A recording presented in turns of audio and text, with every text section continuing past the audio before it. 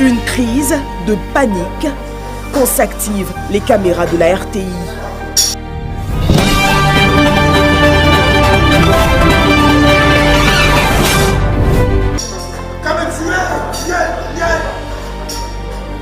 Abou, 39 ans, est interpellé ce lundi pour recel de téléphone portable. Il a été épinglé par les services de la plateforme de lutte contre la cybercriminalité à son domicile à Tekoubé. Entre ses mains, plus de 180 millions de francs CFA en espèces et 115 téléphones portables. Les faits me sont reprochés là-bas. Je reconnais.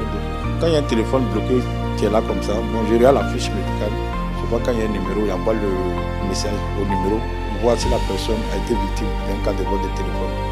Voilà, s'il me répond, c'est là que je commence à parler avec la personne. Bon, pour plus de preuves que si c'est son téléphone qui m'envoie le code, je vais voir si c'est son téléphone vraiment. Il a passé un essai. L'information est parvenue à la plateforme ce matin de l'une de ses victimes. Abou la traquait depuis quelques semaines pour avoir ses codes. Pour le commissaire de la PLCC, le mode opératoire est bien connu.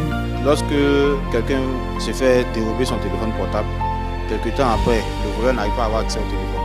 Donc ils vendent le téléphone déjà à ce monsieur-là. Et c'est lui qui rentre maintenant en contact avec les contacts d'urgence de la personne dont le téléphone a été dérobé. Il utilise l'identité de lieutenant Koulibaly de la PLCC, soit lieutenant Koné de la PLCC, soit lieutenant Tano de la PLCC. Il leur dit que dans le cadre d'une enquête, ils ont procédé à une interpellation où ils ont plusieurs téléphones portables qui ont été saisis. Donc dans ce lot de téléphones-là, il souhaiterait savoir si la personne qui l'appelle là a un proche qui a un des téléphones dedans.